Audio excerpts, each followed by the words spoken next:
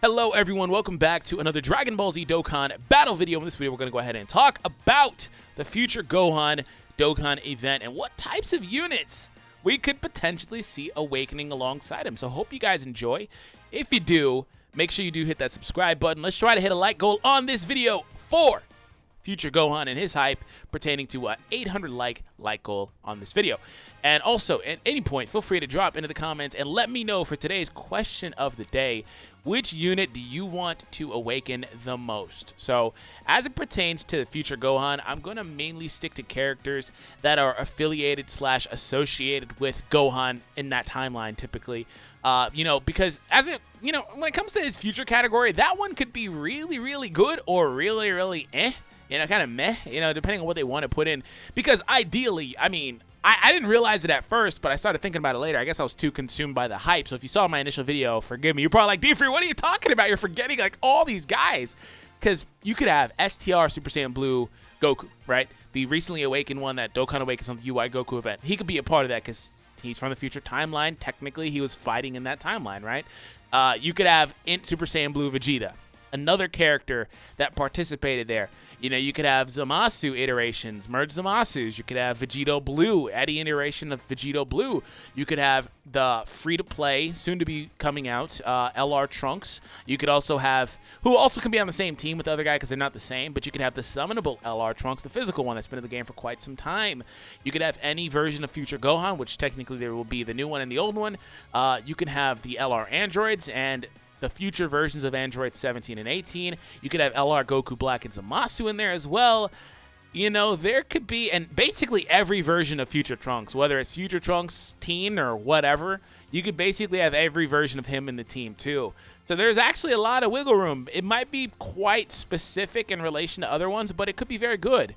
Or it could get shafted and we don't get any of like half of the stuff I mentioned. Maybe we don't get LR Goku Black and Zamasu or something like that. Maybe we don't get Goku and Vegeta, Int and SDR types. Who knows? But I wanted to kind of do this just because I think there are a lot of units that could be really, really good. So the number one unit on my wish list personally, though, that I need to get off of my chest is he's right up here somewhere. He's in his own bracket by himself just because he's Super Saiyan 2 Trunks Teen, which I don't know if that's from Dragon Ball Heroes or whatnot, because sometimes they get stuff in Dragon Ball from Dragon Ball Heroes in the game.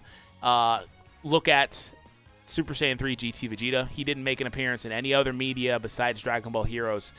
And sometimes they just kind of get in the game. SS3 Bardock from Heroes, kind of, not really, only there because he makes appearance in other stuff too.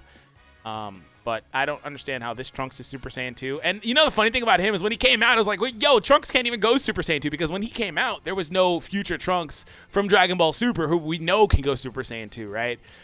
So nonetheless, I don't really care about any of that. I don't give a damn about continuity. I just thought it was a funny little talking point. But please awaken this man. Oh my God, he has been waiting for an awakening so long. And what better way to do it than to give him fierce battle via allowing him to Dokkan Awaken on the future Gohan event. Now, he's just so good. Supreme damage, first and foremost, his all types leader skill could probably change to being something along the lines of 2 key 70%. We've seen that with units like Caulifla, albeit some of those units start off a little bit closer to that already. In fact, let me pull up one really, really quickly that recently Dokkan Awakened that did have that leader skill. In fact, 2 of them. This guy went from having 25% only to being 2 key and 40%, so he went from having 25%. Now the STR variation already had 20% and attack, or something like that, and it's the same thing. So Trunks might actually wind up getting a leader skill like this, 2 key and 40%, because Caulifla technically already had that leader skill, so he might mess around and get something like that. Where's Caulifla at? She should be right here. I just don't see her. She's right here somewhere. She should be anyway. There she is. She already had it, 2 key and 50, which is already better than the other guys. Dokkan is so weird to me. It's just, what's the point? Anyways, so something like that would be nice. He's probably going to get exactly, because he already has all types attack plus 25. He's probably going to get the 2 key 40% just because, again, AGL SSG Goku had this exact leader skill. Secondly, supreme damage. 3 turns, fine, whatever. Don't change this unless you want to add 3 turns attack and defense, or you want to bump it up to 6 turns. He's not really an offensive unit, but 6 turns will, of course, give him more offensive viability, allow him to be more offensive. Offense. Rousing Courage. Passive skill, I think this will change to be, even if it stays 25 and 25, that's not a bad thing because it's just such a good single color boost, especially because it's not limited between super or extreme class. It's such a good I'm getting a phone call, excuse me. It's such a good single color boost. They could just give him, you know, an innate like 50% attack and defense increase and then keep this here. Or they could bump this up to about 35 or something of that nature. They could even mess around and remove the color restriction on this passive. Link skills, like I said, they'll probably just wind up adding in Fierce Battle, hopefully. You know, so he's the first on my list. Now, as far as Trunkses go, there's not a lot here unless they want to be pretty bold and awaken an even more non-canonical version of a character. Super Saiyan 3 Teen Trunks. Yeah, if they want to do that, they totally can. He comes from the Dragon Ball Heroes banner. I don't think that'll happen. Otherwise, this Trunks is waiting. You know, he recently came out, so I don't expect that either. Last little candidate that I actually think could awaken, honestly, is this Trunks right here. I actually really think he has a solid chance at awakening. Whether it's this Trunks right here, the tech one, this physical one, or for the last one, it was this guy. I really think this one has the best chance at awakening just because they've shown that they want to make more easily acquired units better. As whether it's a random SR that you're pulling, new featured SRs or things like that, they've shown the drive to want to make these, you know, easier acquired characters better, and Dokkan Awaken characters like this, you know, so that might be a thing. We also could get another new Trunks on the banner too. Just put that out there. He could potentially get an awakening. Same for this guy. So just keep that in mind when it pertains to Trunks. I think the Super Saiyan one's going to be at the top of the list, though. When it comes to Android 18, you quickly notice that there's 2 iterations of her, and of course, not including the LRs down there. There's 2 iterations, which, by the way, they would probably be on the team. I don't know why they wouldn't be. They're the ones from the future timeline. They should be on the team. Anyways, when it comes to her, though, there's not much really to do. You see the disparity. Android 18 versus Android 18 from the future timeline. This Android 18 is the only real, unless they want to, and this applies to 17 as well, unless they want to awaken the old super rares, I don't really, they could, they might, who knows? I don't think they want to awaken 10 units, but they could. I mean, who knows? This unit right here is the only one that really will get a chance. So she already has an orb change and an attack increase, which at some point was the best way to handle orb changing type units. What they could do is add another color onto her. I don't think they will do that, but they could do that, right? Otherwise, she's probably just going to remain this way and just get a buff in her passive from 20 to like 50% or something like that. When it comes to these units, and of course, Super Attack, Sadistic Dance changing to being Supreme. When it comes to these units, I don't really expect much. Leader Skill will probably change to being 2 key and 70%, probably about that area. I don't expect too much from them just because she's already at a disadvantage because she's an orb changer. And that's already such a good mechanic. So on a team like the one with the free-to-play LR Trunks, who's supposed to be an AGL type, she could be one of his best buddies just because the orb she would generate. You know, God forbid she gets a attack support or key support passive as well. You know, she's going to be, honestly, a sleeper candidate to be a really good unit on a team like that. Hopefully she picks up, you know, shocking speed too, because that's kind of what Android 17s typically, or Android 18s, excuse me, typically have these days. Hopefully she gets that. I mean, we saw this unit. This unit is a very good approximation for what that other unit could be. Like, this unit right here is a really, really good example of how good that other one could potentially be. Just because, look, orb changing, that's one thing. One color to another color, fine. That other character already has that. She now also gets 70% at the start of the turn, attack and defense. And then on top of that, she even gets additional attack and defense per sphere obtained. She doesn't even have Fierce Battle.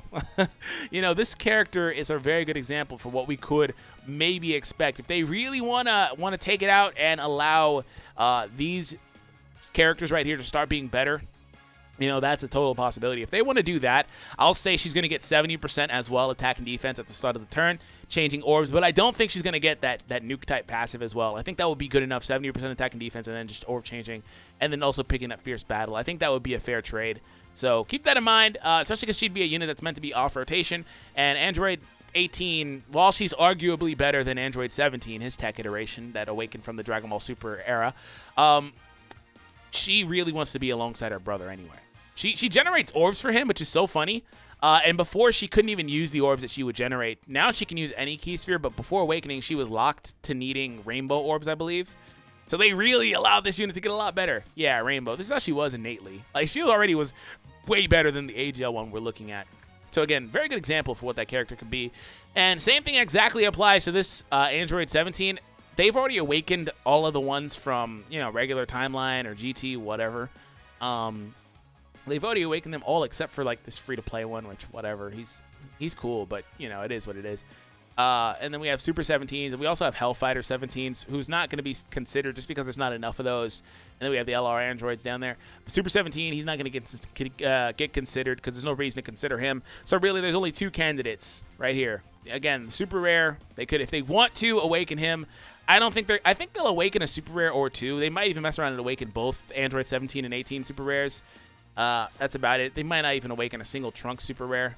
Maybe they awaken Trunks and not anything else, but otherwise, I think it's a given that the 17 and 18 have to get a rebirth now, or awakening. I think they're just too old, you know? They have to get it now. And again, he has the exact same passive as her, just different orbs.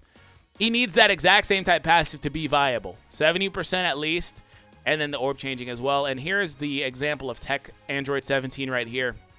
70% plus additional 15% per Tech orb obtained. So he also gets 6-turn attack raise. So like there are barometers set for similar type characters that are similar because he's 17, but also 17 that's an orb changer or a nuker or whatever. So that's just my thoughts. I think that first and foremost they need to finally give that Trunks his awakening. It probably will stay 25. And if you held, you know, something up to my head and you were like, yo, what do you think he's gonna get? Answer now. I'd say he stay 25 and just get maybe 50 to 70% by himself. That's it. And pick up Fierce Battle. And that's a pretty cool trade. Otherwise, they need to awaken these 17 and 18. So most likely scenario, to reiterate before we get out of here, is that the Trunks awakens, and then the 17 and 18 awaken, and then the future Gohan awakens, and that's the entirety of the event. Maybe there's a farmable future Gohan as well. I would like that very much so. Maybe there's also another new unit on the banner as well to incentivize more people to summon. But that's about all I really think would happen there. So anyways, have an awesome day. Thank you guys. I appreciate it. Hopefully I got lucky. I tried to put as many of those in there, and hopefully I get lucky and I'm right. Have an awesome day, and I'll catch you guys in the next one.